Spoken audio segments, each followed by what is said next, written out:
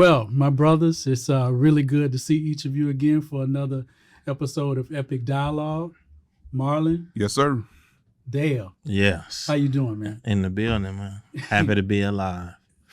Been a long week, man. No, I totally understand, and I want to make sure that I acknowledge having some great brothers here to have a good conversation.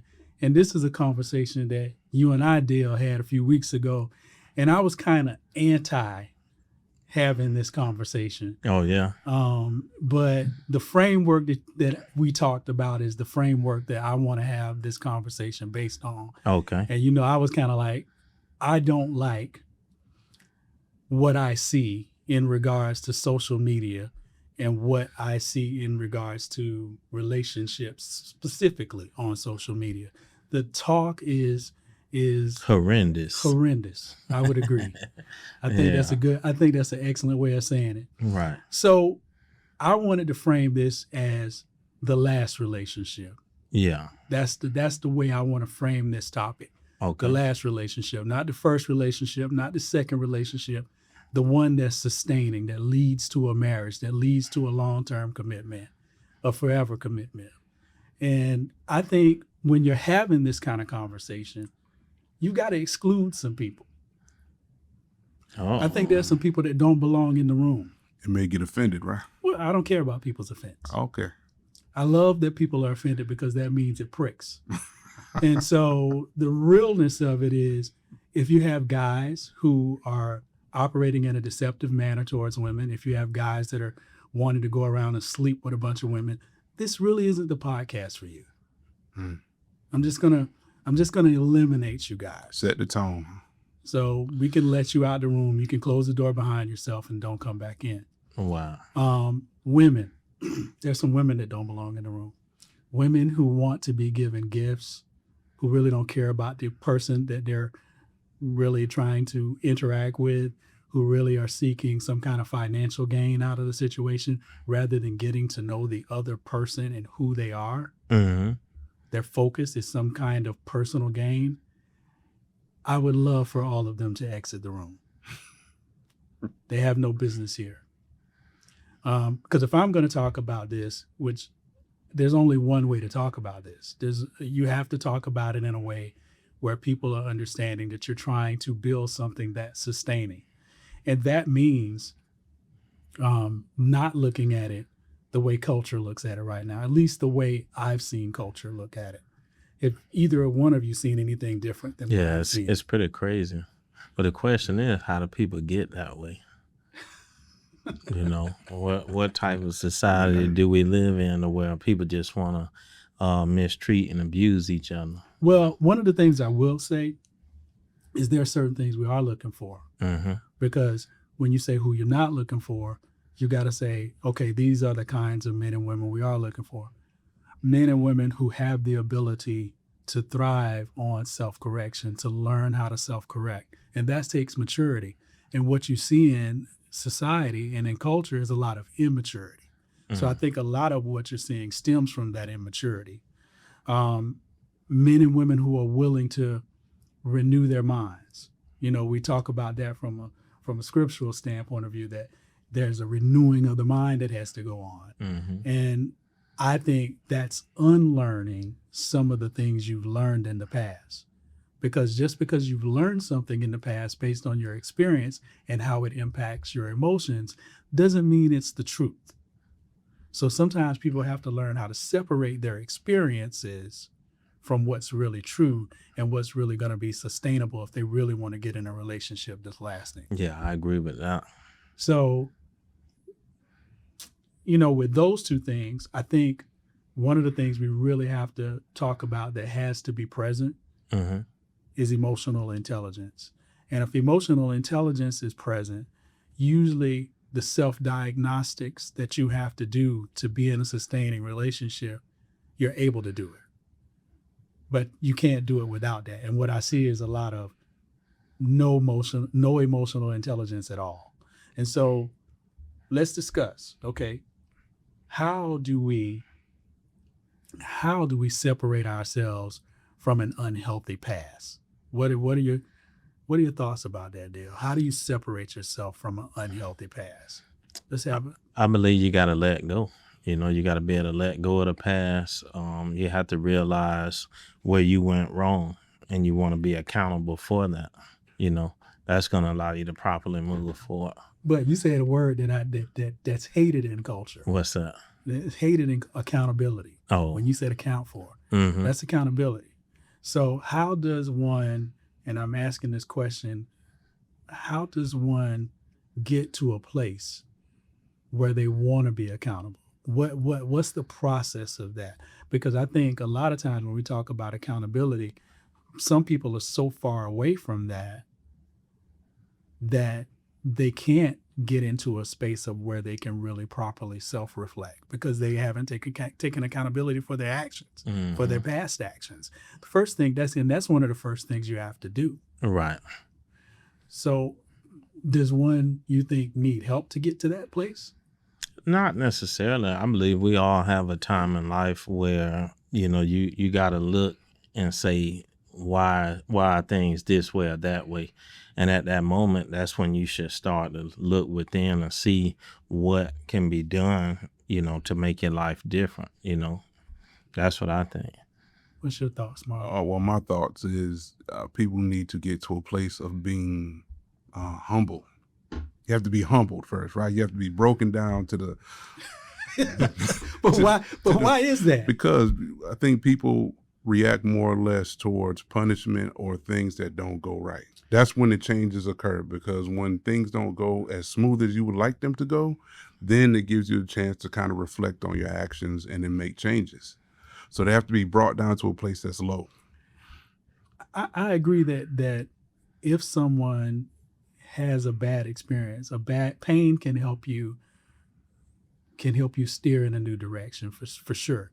But some people can steer in a bad direction because of pain. Yeah, that's rather necessary. than a good direction. It's absolutely necessary, right? If you put your hand on a hot stove, the repercussion is you get burnt. Now, there's two ways to learn. Either you keep getting burnt or you learn to not to touch the stove. So there must be a humbleness or a humbling situation to get people to respond and to a place where they get to a place of recollection and self-reflection. So you're saying what I'm saying. Some people will continue to get burned. Yes. And then some people will take the burn and learn from the burn and say, okay, I don't want to do that again. How do I not do that again? And maybe that does lead someone to go and get some help from somebody, because I'm certainly a proponent of, you getting help. If somebody needs to get help, get it. Because one thing you can't do, in my mind, is have what I call the last relationship, meaning the one that's healthy, the one that works, the one that's sustaining, without going into it with a mindset of being healthy and sustaining that health. So if you don't sustain being healthy mentally, spiritually, and in some cases I'll even add physically, because I think there's a lot to making sure that you come into a relationship with a mindset of connecting with the other person in a way where I'm healthy and I want to connect to another healthy person. And really, that should almost cause you to repel unhealthy people when you're actually in a place of true health. I agree with that. Definitely. So what do you think about, and this is one of the things that comes up in the social media culture space a lot. What do you think about single parent homes, especially those led by women? Then they grow up, their children, their daughter, their son. What kind of dysfunction do you think that's contributed to the relationship space, to families not being what they're supposed to be? What do you think that contribution is being single mother? And I'm not saying that to pick on single mothers, because I'm raised by a single mother. Right. So, and I can say a lot about that. So I speak from a space of experience. But what's your thoughts? And I can go into this, but I want to hear your thoughts, and then we can go into it a little bit deeper. Yeah, well, my thoughts are it's always good to do certain things as a team. collaborative. I think a lot of times in this age, everybody's independent. Well, I can do this by myself. I can handle this load by myself. But when you create the life, it takes a cohesive. It takes two people. So the two people that it takes to make the situation should always come and collaborate together to make it better. Being single, it can be done and it can be possible if you have proper structures in place. If you have a strong family value, if you have a strong faith base or something that you could, have some sort of, I would say, direction, a person that will give you direction and give you wisdom and give you support. But I want to go. I want to zone in on the single motherhood portion. I'm zoning in on that. Well, it's just bad. I think. The reason why I'm zoning in on it because I believe that's created some of the independence that you're talking about. Meaning, I'm not going to function in a way where I'm going to act like a man is really necessary in my life, and maybe that may be 100% true that he's not necessary. But then you're upset because you're 35, 40 years old and you don't have a marriage and you're wondering why. Well, you've moved in such a way where you said to men, I really don't need you. And really and I've heard this, from quote unquote believing women. Yeah. I've heard this from women who are in the church say, I don't need, and I'm saying, well, wait a minute. I said, your approach to this is wrong. Because the reality is what the scripture says, even for men, it says, it's not, what did God say? It is not good that man should be alone, right? Right. So one of the things I want to say about this, I don't need. And then what happens later on in life, there's a regret. I didn't do this. I didn't try to seek out that lasting relationship. Now I'm in a place of where I'm hungry for it. I'm, in my late 40s or 50s, and I'm seeking this relationship, and you've pushed it away for the last 15 years prior to that. So my concern is we're not being really honest with ourselves. We're not being honest with our hearts.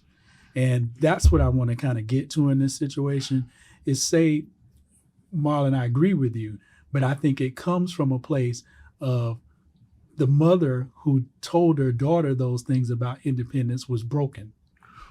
And now she's led the daughter into a place that she's going to independence out of the mother's brokenness. Maybe she had a bad relationship, had a situation with a man where the man took advantage of her and did the wrong things. But now she's spilling that over into the next generation and killing the daughter's chances. And I'm not saying this can happen with men. I'm raised by a single mother.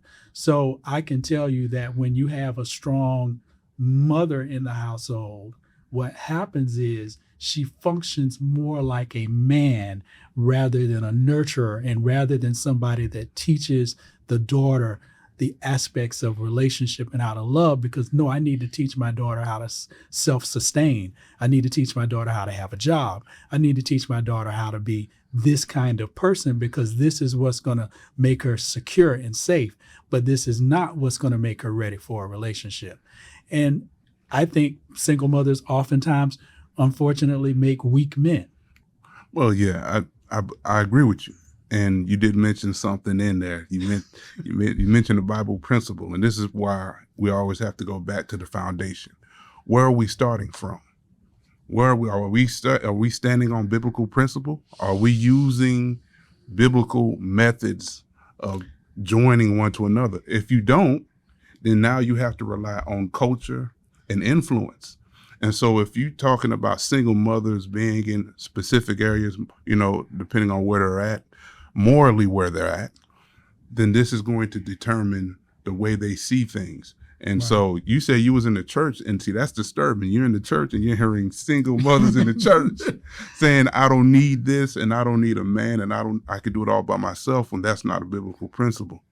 So I think that's where we need to start first. Yeah, but it's a cultural thing. It's a cultural We're in a culture of dysfunction, so that's what really leads to it. So we look at a lot of things from what's going on the tail end, but now how does it get that way? How did so many women get to become single moms. That's the bigger Well, it's issue. from two people not doing what they're supposed to do. It's from both men and women. It's from two people not doing what they're supposed to do.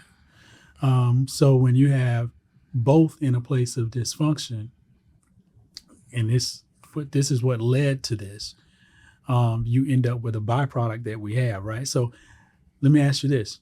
And how do you think in culture, and I'm not even going, because I think we got some of the same things in culture that we have in the church. So I'm not going to really separate the two that much in this. Okay. How do men and women see each other? Now I'm going to say one thing, and then I'm going to get your take on the same thing, and you can take it where you want to take it from this. I think, unfortunately, men and women Hate each other. I'm not going to say that. Why not? I'm not going to go as that far. I think there's some of that in certain things, but I'm going to say relationships right now are seen as too transactional. Yeah. But that's from hate. Well, Because you're going to think about your own interests correct. as opposed to what's better for both. It's transactional, Mhm. meaning I want to get something from this relationship, and I have to. And here's the thing that's even more disturbing about it being transactional is I have to profit from it in some kind of way. I have to have the advantage from it in some kind of way. But that's called capitalism. Well, so your takes on that. You go Go ahead. ahead, Mark. Listen. Okay, like you say, where we're at right today, the problem is that culturally, things always move in waves and trends. So yesterday it might have been this way. Today's going to be this way. It is transactional, right? The men are becoming porn stars, and the women are becoming prostitutes. I mean, it's a harsh way to say it, but that's what it is, because there's no sexual discipline. So the guy can't go without sex for 10 seconds, and the women know that the sex is what is going to gain them a certain kind of monetary value access, right? Yeah. Because it's about the lifestyle. It's not more about the individual these days. It's about what lifestyle the individual can provide. Right. Because you listen, they always tell you, and we see this all the time when it comes to when they say they want a man that's well off, his status intact, or he has 7 figures and he has a career, but those people have problems too, and they lack commitment. Yeah. And they don't have good relationships either. Right. So it's still, just because you have money doesn't mean you're healthy. It's not the end all be It all doesn't to mean have you're a healthy successful spiritually, relationship. mentally, physically. It doesn't mean any of those things. Yeah. Mhm. So I think we see even more divorces when you talk about wealth Yes. in some cases than you do with people who are not in a situation where they have a lot of, financial resources. So I think the transactional thing oftentimes puts people in a place where they're really not even thinking about the relationship being a sustaining relationship. They're thinking about the thing you pointed out, lifestyle. But I think people really don't like people. That's where it stems from. No, I'm serious. It's really not So love out here. explain that. Well, before. I think, people get together out of the false romance, like an idea or the fun factor. That's what people are into, or the attributes of an individual. But typically people just don't really like each other, because that's what eventually allows it to fall apart. So it's like, let's say, you notice when people meet, right? They always hint at, the job, this, that, but that's not the complete individual. Correct. We're comprised of strengths and weaknesses, but people only desire the strengths from another individual, but that's falsehood, and then we will all acknowledge how we're imperfect, but yet we expect perfection 365 days. So you're shooting already from the beginning for something that's unrealistic and unattainable. And after the initial romance fizzles out, that's when the problems start. You just hit on something that I think is important, and I want us to go down this path a little bit. Okay. Improper expectations. Yeah. I think one of the things that in this cultural space that we're seeing expectations that are improper, expectations from men that are improper, expectations from women that are improper. It's an expectation that can't be fulfilled. Well, they can be. No, they can't. No, yeah, they can. How? It's all the see. Here's the thing. Listen, the standards are too high. Okay, for one thing, specifically if it's on either side, because what it seems for the women is like, as you mentioned, it has to be perfect. You have to check all the boxes. You can't display any weaknesses, or it's over. And a lot of the give some examples of the boxes since you're Okay. talking about boxes. Well- let's talk about what well, boxes they tell are you being checked. 6 figures. You know, a stallion in the bedroom. Your job has to be this. Then you have to be, I would say, assertive, but then you have to be sensitive.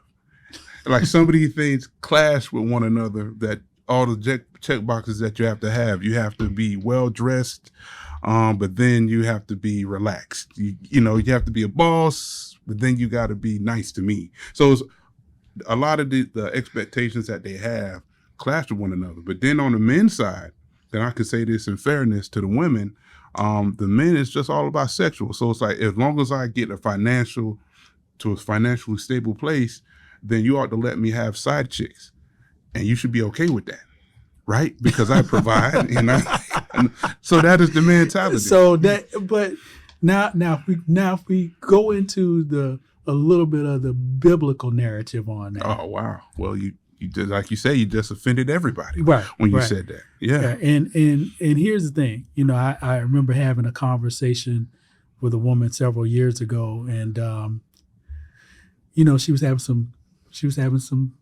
trouble with her husband. They were having some arguments and things of that nature, and she happened to be meeting with me for a business meeting, and I could tell she was still angry. Oh. And so we ended up talking about it a little bit. And I said to her, I said, well, what's going on? And she kind of gives me a little bit of the story of she's upset and why she's upset. And he's doing something that, as a man, I understood why he was doing what he was doing. It had to do with setting up the family for something that they were supposed to go forward into, but she just didn't like the way he was going about it. And it wasn't that he was wrong. I just don't agree with the way he's doing it. But very upset about it. So I said to her, I said, you're a believer. She was a believer. And I said, you're a believer. I said, then she looked at me and she knew what I was going to say before I said it. And she said, don't say that word. Don't say that word. She went to Ephesians. Huh? Yeah. And I said, well, what about submitting to your husband? And it turned into a really interesting conversation. She wasn't necessarily happy about it, but I think, here's what I said to her. I said, what kind of man is your husband? I said, does your husband do what he's supposed to do as the husband? Is he leading in the home? Is he providing in the home? Is he doing everything he's supposed to do as a husband? Is he looking out for his kids? Is he being the man of God that you expect him to be? And her answer was yes. Yes. And, you know, I asked her a few more questions about her husband, and all the answers were yes. And then I turned around and I looked at her and I said, well, you know that submission is a choice. Right. I said, he's never forcing you to submit. I said, does God force you to submit? You don't get God forcing you to submit to him. I say, so submission is a choice. And she looked at me and she said, yes, it is. I say, so let me ask you a question. What is the problem with submitting to a husband like the one you have? What was So, her response? yeah, but this society don't believe. But her response was she saw my point and she said she literally admitted I was right. And so my question is, are we not presenting things in the right fashion? Are we not having these conversations in the fashion? I'll say this specifically about the church. I'll separate this in this particular You have instance. to. I have to because Yes. it's biblically based. So are we not having the proper conversations in the church? Because I say, if your husband, I told her, I said, it says, husbands, love your wife as Christ loved the church and gave himself for it. I say, is he living a sacrificial life for you and the rest of your family, for your kids? I say, is he sacrificially loving you? Her answer to that question was yes. And I was like, wait a minute. Well, what's the problem? What does that mean, though? Well, that means you, as a husband, that means you have the willingness to put your family first. You put your wife first. You put your kids first. You protect them at all costs, even at the expense of yourself. That's what it means. And so if he's doing that, if a man is doing that, then really it tells wives to do what? Submit to their husbands. And it also tells them to respect their husbands too. So those are the two things that I think, if you're doing what you're supposed to do as a man, that you should be able to receive. I want to state something that you point out. That word is very triggering to a lot of women. Submission, because what it entails, or the history behind it, a lot of times is negative. When you put it in a biblical perspective, it is a good thing, right? It's a choice. Submission to God is a good thing because it's submission out of love. Exactly. Right? But that's the problem. The culture and society, submission is a bad thing. It's considered a bad thing because it's looked at that you're a slave to the other person. There you go. And that's not it at all. Right. What it brings about is, it simply brings about order. It simply brings about the proper respect. It simply puts people in the role that they're supposed to be in. It's not you don't order your wife around. Right. I mean, you have conversations with your wife. You talk to your wife. You come into agreement. There's nothing more powerful than a husband and a wife agreeing and moving forward on something.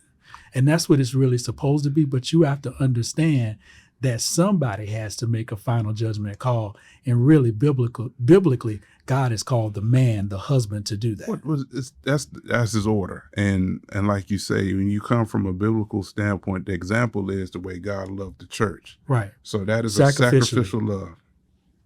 And it's hard for people to understand that. And when you start getting out into culture, I don't expect culture to understand that, right? Mm-hmm. But I do think culture can understand some basic things like respect. Respect is very basic. So if you go into a relationship and you're dealing with a man you don't respect, and that's how men receive love, through respect.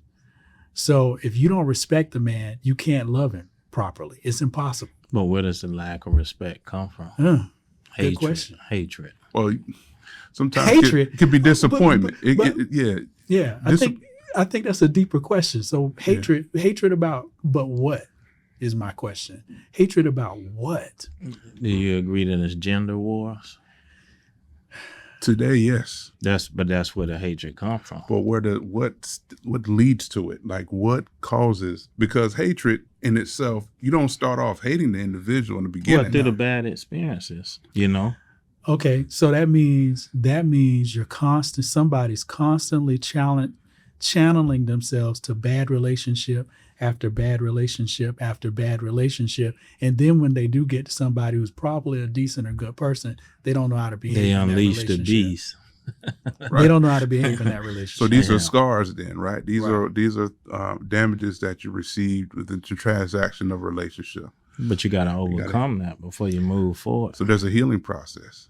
So what is that healing process? Let's dig into that, because you said something I know we talked about some of these things earlier, but I think we need to point them out again, because these things are worth repeating. Healing process. See, once again, I told you before, I said humbling, right? You have to be in a place of reflection. And from my experience, from what I'm looking, and even at myself, reflection comes after, you've been disappointed or you can't look any other direction. You have to look at yourself. You have to self-correct. You have to think about the decisions you made and what changes you have to do in order to, grow or have a different outcome. Dale, any thoughts on that?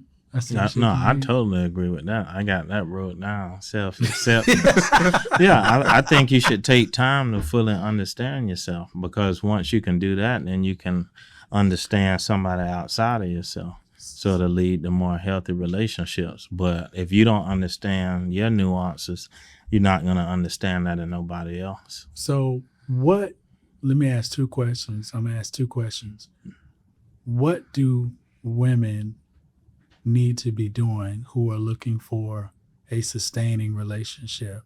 And then I'm going to ask the same question about men. What do men need to be looking for to have a sustaining relationship? And I'm going to say in both cases that lead to marriage and lead to having a stable relationship and family with I someone. believe it's the same thing for both. Like I say, you have to get right with them, because if you don't do that, it's just not gonna work.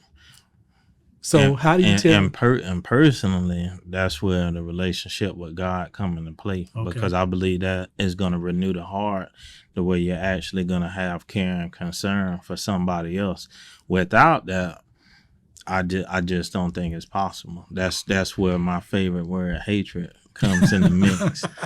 So you gotta have love, but the right kind of love, because that's gonna give you endurance. And that go even for friendships, just regular friendship. You have to have that love from above, man, to endure. If you don't, it's just a waste of time, because you're never going to be able to look at somebody correctly. It's the same thing like how we judge each other so harshly, but without the reworking of the heart, you nailing people to the cross. But then what happened when it's your turn? It says all of the issues of life come out of the heart. Scripture talks about that. And so I think the heart issue is I'll say it even this way, the inner man issue. Yeah. You do have to get that right. Now, I'm going to ask you this for the sake of culture. Okay. Is there a possibility of getting that inner man right without a relationship with God? I'm asking you that for the sake of culture, because there's some people who say, I'm just not into that. Well, I think it's a whole bunch of belief systems. Now, personally, I can say that's the one that I'm going to roll with. But ultimately, it's whatever works for somebody. I don't think we got to like pigeonhole people into one specific thing.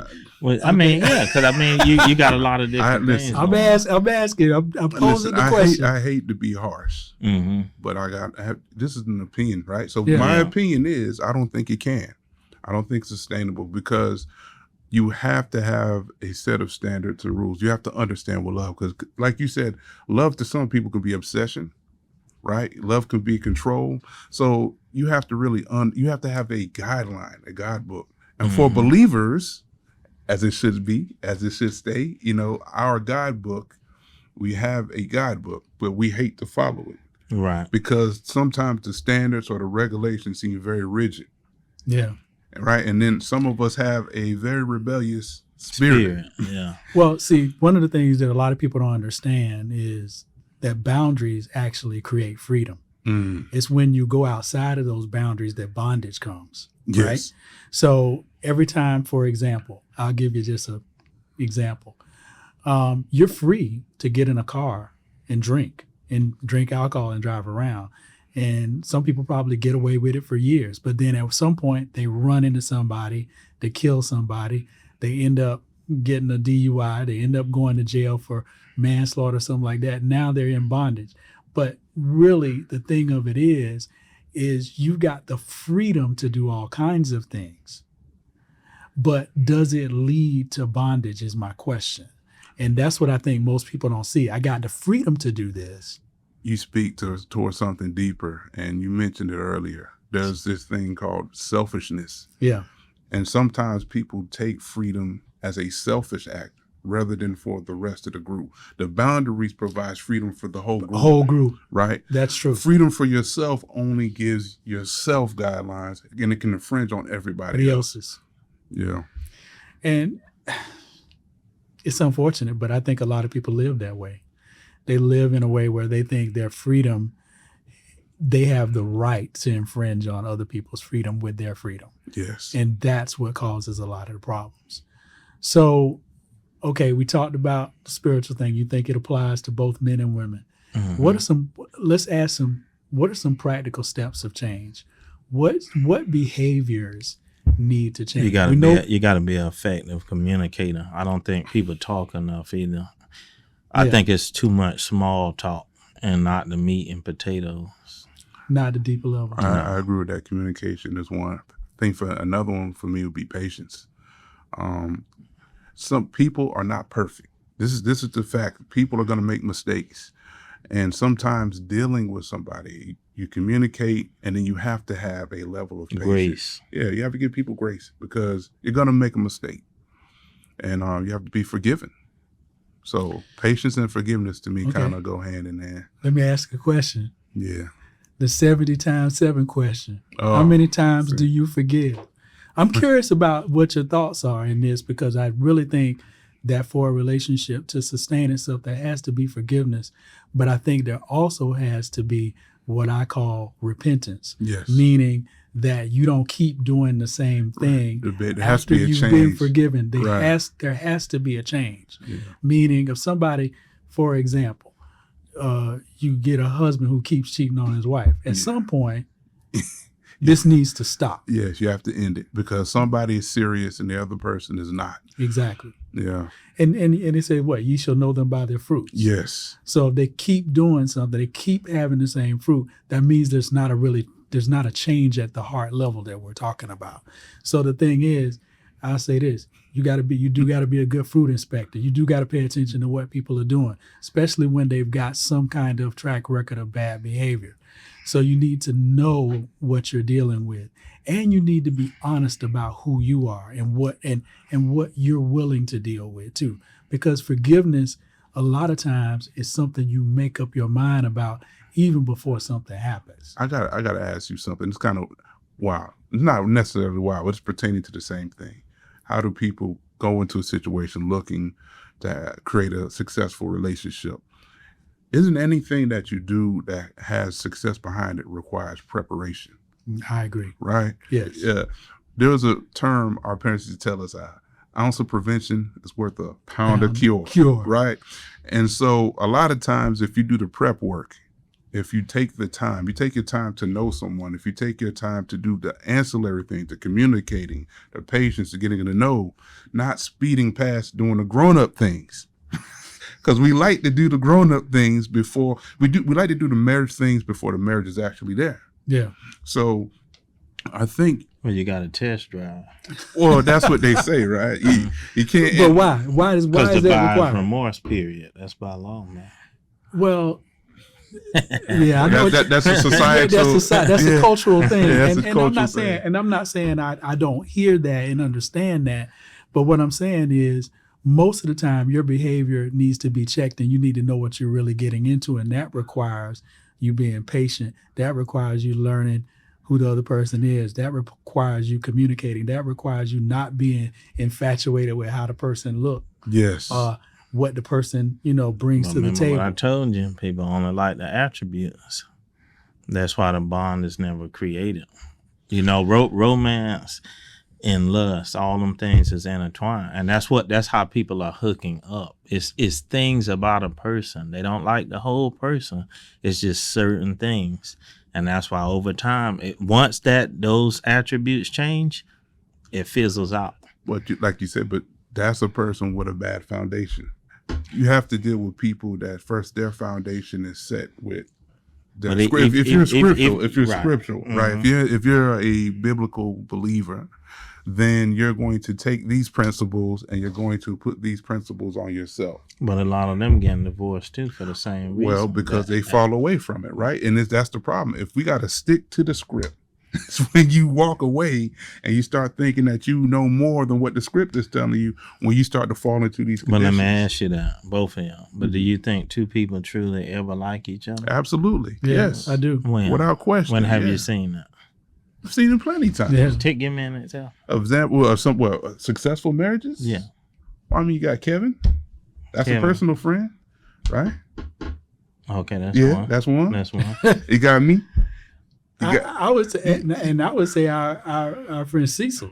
Cecil's another one. Yes. Oh, yeah? Yeah, his situation. Okay. I mean, listen, as much as there is bad out here, there's good too. Yeah. It's just that The bad has a louder voice. and you can't expect perfection. Scripture says what? God is perfecting those things which concern us. Meaning, anytime you see an ing, you know it's a process. Right. When you hear perfecting, you know there's a So process. when does that process end? Never. Right. Never ends. That's the thing we have to come to the realization of, is that we're always being perfected. Mhm. That's part of being spiritually mature, is you're being able to allow yourself to be perfected, to be changed over time, because it's a process. Sanctification is a process. Faith is a process. All those things that are spiritual are processes. They don't happen overnight. So you have to submit yourself to the process. And that's what people don't want to do, because everybody wants something instantly. And that's part of the problem. That's why there's But so that's much culture, though. dysfunction. That's a good one. Microwaves. Microwaves. Yeah. It's a microwave society. Yeah. I want to win yesterday. And it's unfortunate. And that's the reason, I think that's one of the key things that people have to know if they want to have a sustaining relationship. They have to apply grace, right? Like we said, they have to know that it's going to be perfected over time. They have to submit themselves to the process and expect people to change some. Be honest too. I'll throw that Yeah. one in there. Honesty is Brutally critical. honest. Yeah. Transparency. Honest transparency is critical. And I like the term transparency, because transparency is beyond just telling the truth. It's just being open and honest about who you are through the entire process. Being naked. Yeah. But the right kind of naked. But you know what? I like that, because being transparent and honest, it builds credibility with one another, and it allows each other to trust, right? If I can trust that you're going to be who you say you are, Yeah. and me the same, then this makes for a good chance that our situation is going to last. And realize you ain't gonna love that woman in every moment of the day. Right. You're not. It's impossible. Let's just be real about the trend, the what is transpiring between you and a woman. And she's not going to love us. And she's not gonna let. all the time, 'cause we gonna- But see, that exactly. that should be a topic of discussion. Yeah. You know, people should be honest and say that from the jump, instead of, giving a wow factor. And say I'm your knight in shining armor. And listen, do we You sell know, advertisement by the reality or advertisement the is facade? bad. But that's how people market, right? About a facade. It's the facade, and it's the imagery, and it's the pageantry of everything. You know, Right. what looks a certain way. So And really, it's more important. It's more important what happens after the wedding day than what happens on the wedding day. yes. And that's what people need to realize. It's the sustaining of it. It's the understanding the level of truth they need to walk in. It is the being transparent. It is giving grace. It is allowing yourself to be perfected. It is expecting there to be spiritual maturity over time. I got a question for you. Okay. In the Bible, right? Yeah. You know it. I know it, right? How many $1 million weddings do we have in the scripture? A lot. Yeah, name one. Well, the only person That was of some the only major person- significance. the only person who could have had $1 million wedding was really Solomon or David or Yeah. one of the kings. But Yeah. I'm saying outside of the kings, all of the major prophets, whether it be No. Abraham, whether it be He Adam, didn't see anything about that. you didn't, right? Because the purpose of it was for what? Right? Companionship, Yeah. help me. It was about the essentials. Yeah. And that's what now we've we gotten need away. the experience, Well, I mean, the wedding experience. planning. how Experience it's gonna gives you, look. it's going to look like single, it's going to look like Paramore, single mother's household. That's what it does. Experiences, when you put experiences over relationship Yeah. and companionship, that's what happens. And you get caught up. And before you know it, it's no longer a sustaining relationship. Yeah. It becomes broken, and it leaves people, disgruntled afterwards. And they don't repair their damages. They carry the same baggage that they had before into the next situation, and they don't heal. But that's why it's so important to allow yourself some kind of process to heal, to get yourself back right. Because if you've been in a bad relationship and you're broken from it, you definitely need to find a space to get healed, especially before you go into another relationship, because you're going to carry all of your bad stuff from that previous Some relationship. We people, done heard that a some million people times. afraid to be alone. Well, I think it's healthy to spend some time alone. But what if you can't? You need to learn. I mean, you gotta have a solution. I think you really need to learn how to get in a space with other people and not be looking for a relationship. But it Go feels out, good. Yeah, but you need to be able to get into a space with other people, healthy people, mind you. So you need to be very selective about who those people are. Find a group of healthy people. Be around them for a while before you get back into a relationship. That's what you really need. That's to a do. healing process, Awesome. right? Yeah. And on that note, Yeah.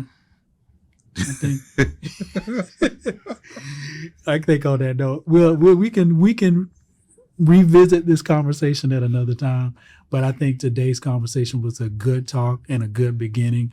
If somebody does want to question us, I'm sure they'll make some comments in regards to the podcast. But I think the place to start, like we said, is within. is within. Amen. Is within. Yeah. So thank you very much, brothers. Appreciate the conversation. Absolutely. And we'll call this one a wrap. Wrap.